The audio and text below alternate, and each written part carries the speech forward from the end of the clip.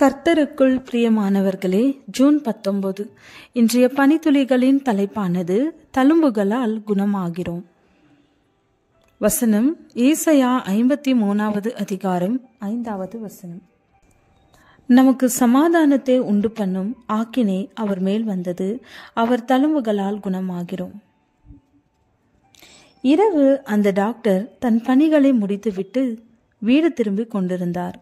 சிறிது தூரத்தில் ஒரு இளைஞன் கையை காட்டி உதவி என்று கத்தினான். காரை நிறுத்திவிட்டு என்ன விஷயம் என்று கேட்டார்.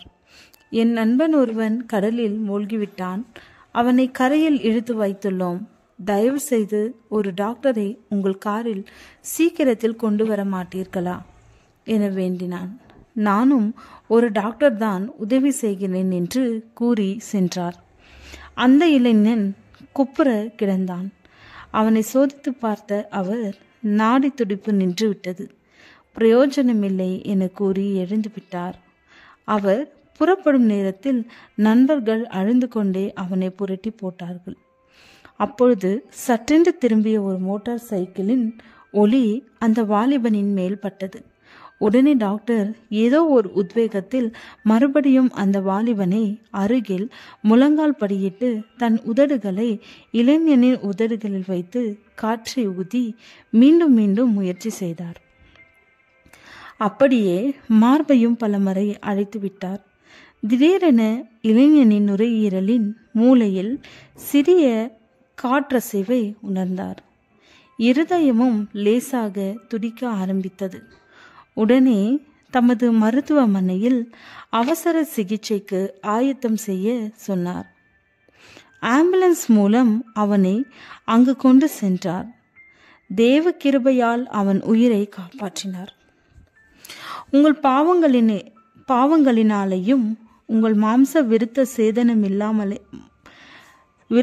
சேதனமில்லாமையினாலேயும் மரித்தவர்களாயிருந்த உங்களையும் அவரோடு உயிர்ப்பித்து அக்கிரமங்கள் எல்லாவற்றையும் உங்களுக்கு மன்னித்து சிலுவையிலே வெற்றி சிறந்தார். இனி பிரயோஜனமில்லாதவர்களாக இருந்த நம்மை மீட்டுக்கொண்டார். அக்கிரமங்களினாலும் பாவங்களினாலும் பரிசுத்தவர்களாயிருந்த உங்களை உயிர்ப்பித்தார். ஆரம்பத்தில் இனி பிரயோஜனமில்லை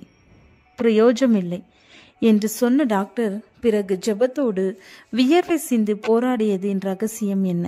ஆம், அந்த மோட்டார் சைக்கிளில் வெளிச்சத்தில் அவர் கண்டது அவரது சொந்த மகன், அவரது சொந்த இரத்தம்.